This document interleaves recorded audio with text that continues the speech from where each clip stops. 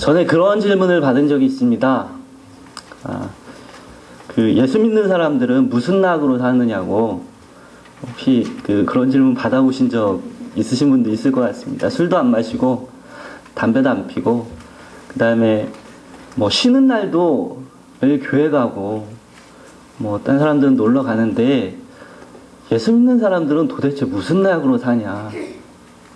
여러분은 무슨 낙으로 사십니까? 오늘 수요일 저녁인데 이렇게 교회 오시고 세상 사람들이 얘기하듯이 예수 믿는 사람들은 즐거움도 없고 기쁨도 없이 살아갑니까? 결국 그렇지 않죠. 사실 그리스도인은 누구보다도 기쁨으로 가득한 그런 사람들입니다. 그리스도인의 기쁨은 오히려 중립적이지 않습니다. 기쁨이 없다면 오히려 그것이 우리의 신앙의 의기를 나타난다고 할 만큼 그리스도인에게 있어서 기쁨은 필수적인 것이라는 것입니다. 어느 분이 말했듯이 기쁨이 없을 때 우리는 당황해야 한다. 내 안에 지금 기쁨이 없다면 우리는 당황해하면서 나에게 지금 왜 기쁨이 없을까? 내가 그리스도를 믿고 있고 예수님 안에 있는데 왜 기쁨이 없을까 의아해해야 한다는 것입니다. 찰스 스윈돌은 말합니다. 삶의 열정, 삶을 포기하지 않으려는 의지, 그리고 다른 사람들을 격려하려는 열망이 우리 안에서 솟아나려면 우리 인상의 항해에 기쁨이 있어야 한다. 오늘날 우리에게 가장 필요한 것은 기쁨, 즉 설명할 수 없는 기쁨, 전염성이 있는 기쁨, 불가항력적인 기쁨이다. 우리에게 있어야 될 것, 아니 그리스도인들에게 바로 있는 것이 이러한 기쁨이라는 것입니다. 설명할 수 없는 기쁨, 불가항력적인 그런 기쁨들을 그리스도인들은 누리며 살아가야 된다. 그것이 당연하다. 그렇다면 우리의 그런 기쁨의 이유는 무엇일까요? 우리가 무엇으로 인하여서 기뻐할 수 있고 무엇이 우리를 그렇게 기쁘게 만들겠습니까? 먼저 오늘 본문 가운데서 하나님의 역사를 경험할 때, 하나님의 능력을 경험하고 하나님의 역사를 경험할 때 우리는 기뻐하게 된다고 말씀하고 있습니다.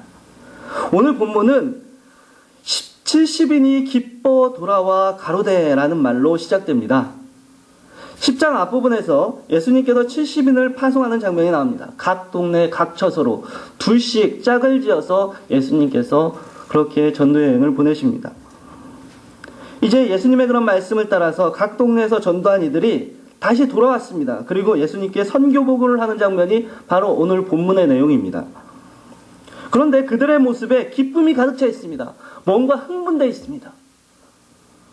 그 마음 가운데서 정말 그 억제할 수 없는, 말하지 아니하고서는 견딜 수 없는 그런 기쁨들이 그들 가운데 있다는 것입니다. 왜 그렇습니까? 오늘 본문에 이렇게 나와 있습니다. 주여, 주의 이름으로 귀신들도 우리에게 항복하더이다. 이 70인이 돌아와서 그렇게 기뻐한 이유가 그것입니다. 예수님의 말씀에 따라 순종해서 나갔을 때 귀신들이 쫓겨가고 하나님의 놀라운 역사를 경험하게 된 것입니다. 이들이 처음에 나갔을 때는 두려웠을 것입니다. 걱정도 됐을 것입니다. 예수님께서도 파송하시면서 뭐라고 말씀하시냐면 10장 3절 말씀에 갈지어다 내가 너희를 보냄이 어린 양을 이리 가운데로 보낸 것과 같도다. 상당히 두려운 일이고 떨리는 일입니다. 하지만 예수님의 그 말씀에 순종해서 나갔을 때 귀신도 항복하는 그 역사를 경험하게 되었다는 것입니다. 여러분, 우리의 삶 가운데 하나님의 역사를 경험하는 것은 큰 기쁨입니다.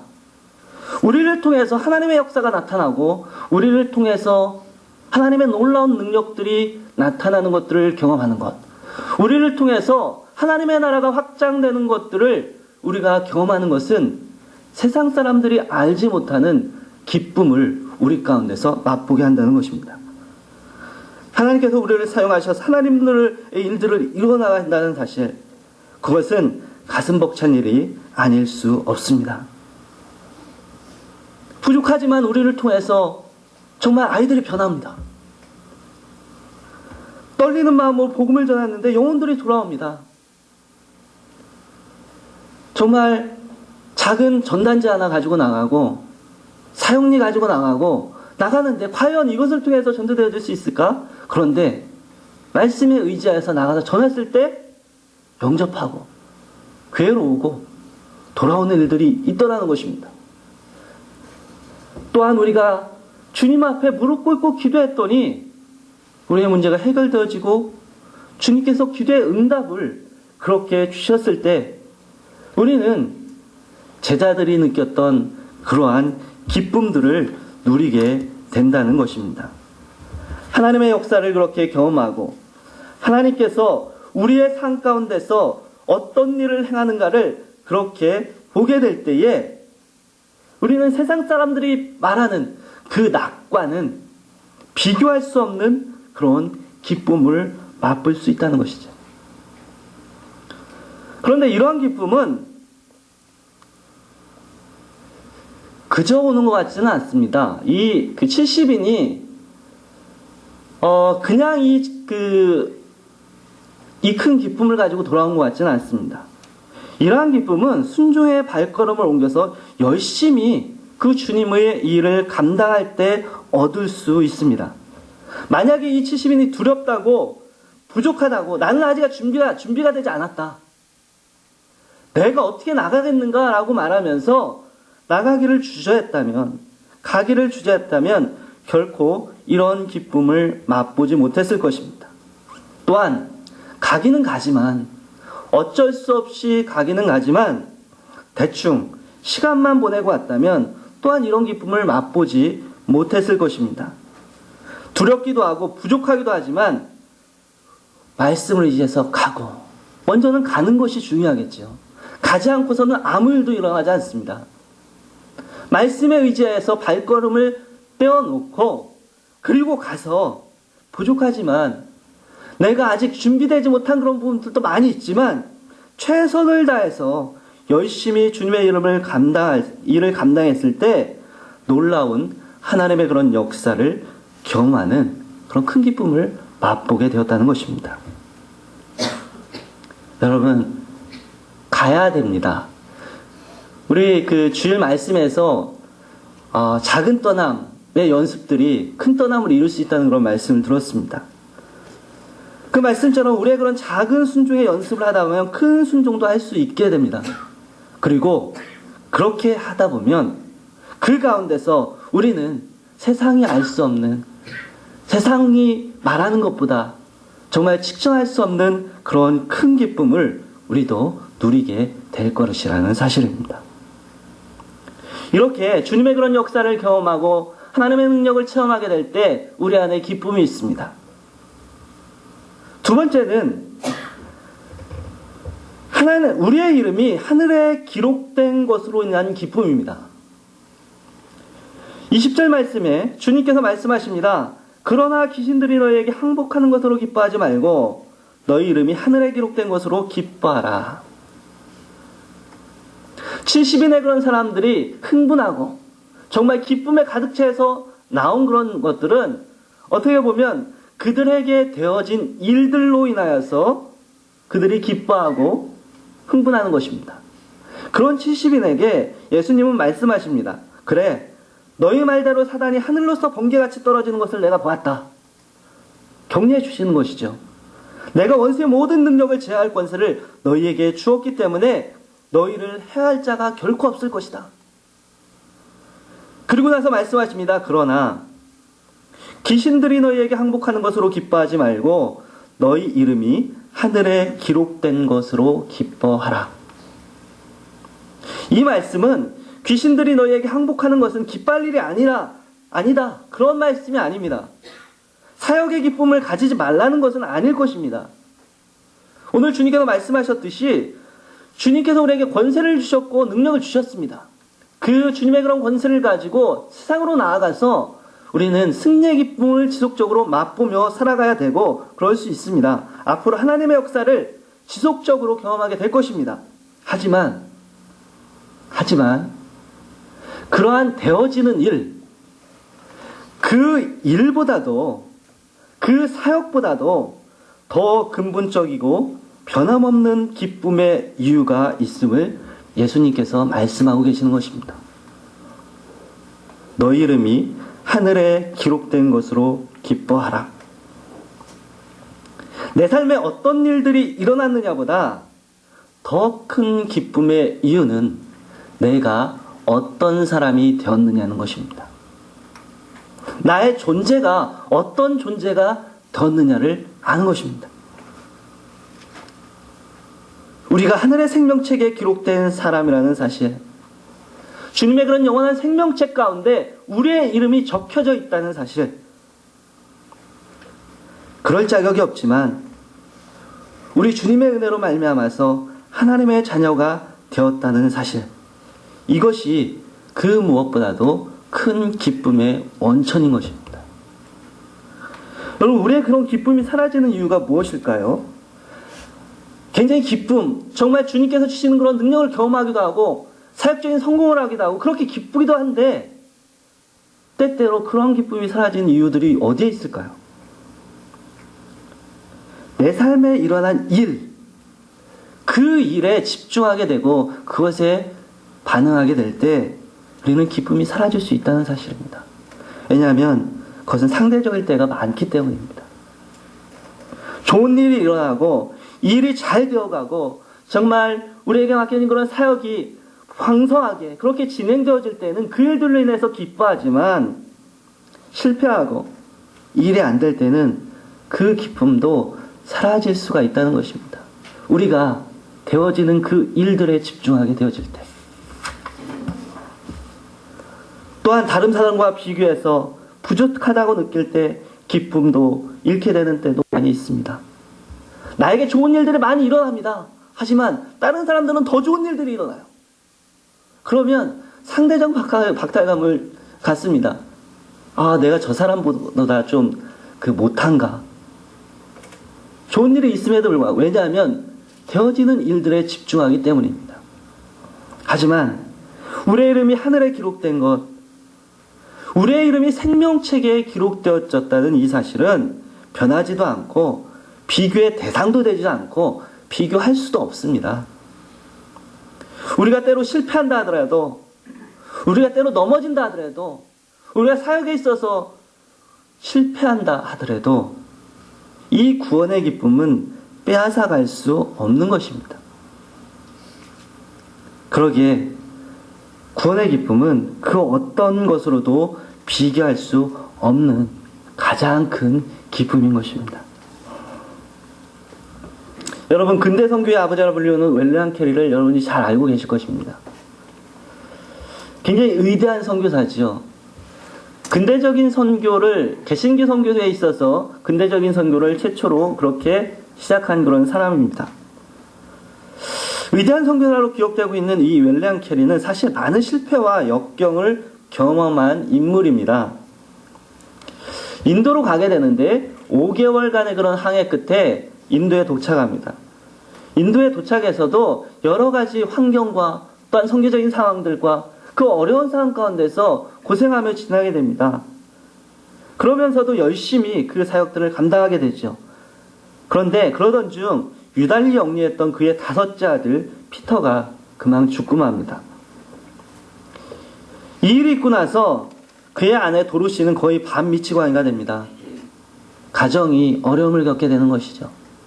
선교 사역에도 어려움을 겪고 있고 가정의 어려움도 찾아오고, 그럼에도 캐리는 성경을 인도어로 번역하기에 온 힘을 기울입니다. 1812년 어느 날 8년 가까이 번역한 성경이 거의 완성 단계에 이르렀을 때 키우던 강아지가 촛불을 건드리는 바람에 작성한 번역 원고가 모두 불에 타버리고 맙니다. 8년간이나 심혈을 기울여서 정말 그 인도의 영혼들을 위해서 성경을 번역했는데 한순간에 너무나 허무하게 그것이 잿더미로 변해버린 것입니다. 그때 웰리엄 캐리는 잿더미가 된 원고를 보면서 어떤 생각을 했을까요?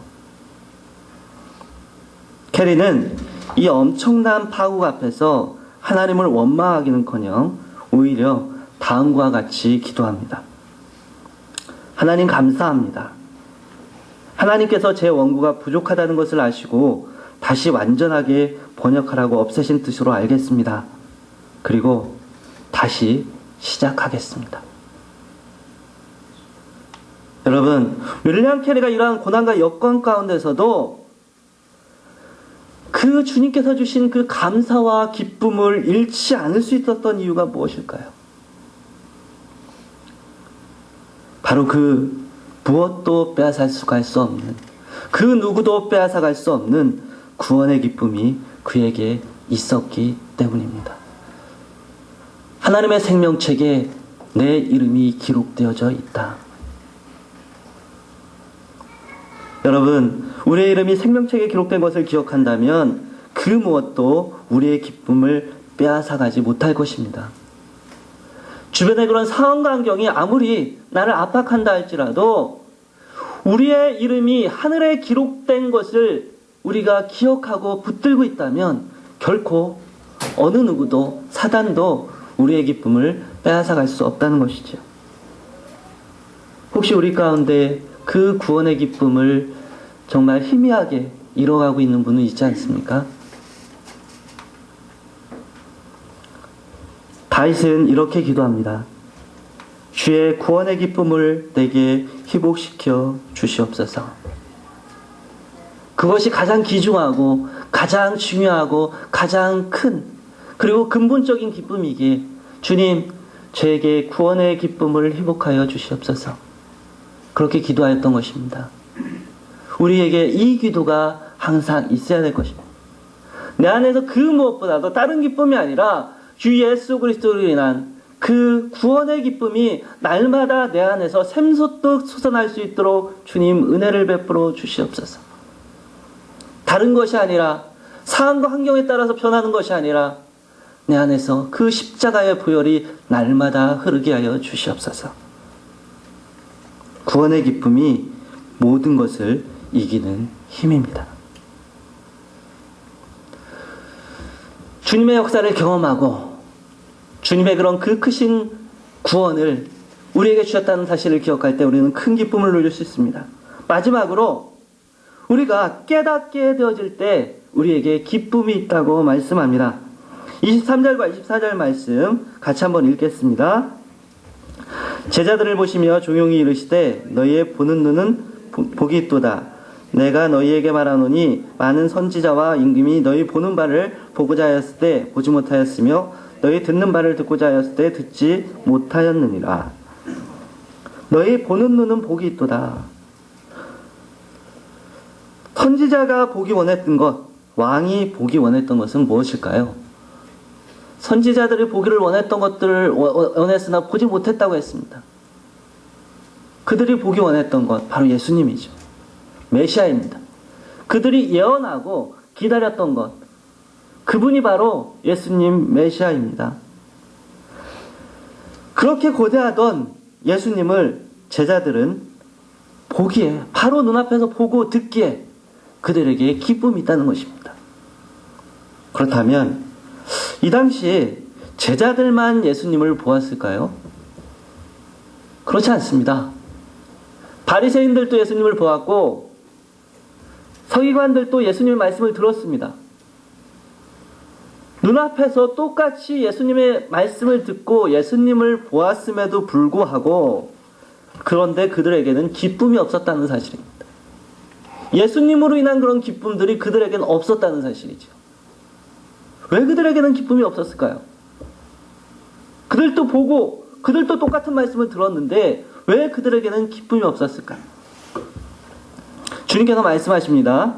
너희가 듣기는 들어도 깨닫지 못할 것이요 보기는 보아도 알지 못하리라는 이사야의 말씀이 응하였다. 깨닫지 못하는 것입니다. 같은 장소 같은 곳에 있지만 깨닫지 못하기에 그분이 메시아인 것을, 그분이 기다리던 바로 그분인 것을 깨닫지 못하기에 듣기는 들어도 보기는 보아도 그 안에 기쁨이 없다는 것입니다. 여러분, 하나님의 말씀이 깨달아집니까? 설교 말씀을 들을 때 이것이 나에게 주시는 말씀이구나, 이것이 나에게 주시는 말씀이구나, 그런 마음이 드십니까? 그것이 은혜입니다. 들을 귀가 열리는 것, 정말 주님의 음성으로 들려지는 것, 그것이 기쁨이고 그것이 은혜라는 것입니다. 예배 가운데 나와서 주님을 예배할 때 그 가운데 하나님의 임재를 느끼고 그 안에 하나님을 만나고 하나님을 발견하는 그 사람이 기쁨이 넘치는 그런 사람이라는 것입니다. 주님의 음성을 듣고 말씀 가운데서 주님을 만나는 것, 그것보다 큰 기쁨이 어디 있겠습니까? 송명희 시인의 그런 시처럼 나 가진 재물 없으나 나 남이 가진 지식 없으나 나 남에게 있는 건강 있지 않으나 나 남이 못 본 것을 보았고 나 남이 듣지 못한 음성을 들었기에 상황과 환경에 흔들리지 않고 기뻐할 수 있는 것입니다. 그래서 우리가 기도해야 됩니다. 하나님, 들을 귀를 열어주시옵소서. 하나님, 내게 주님을 볼 수 있는 그 영안이 열리게 하옵소서. 성경은 우리에게 항상 기뻐하라고 말씀합니다. 항상 기뻐하라. 우리가 항상 기뻐할 수 있는 기쁨의 이유는 무엇입니까? 우리는 기쁨의 이유를 어디에서 찾고 있습니까?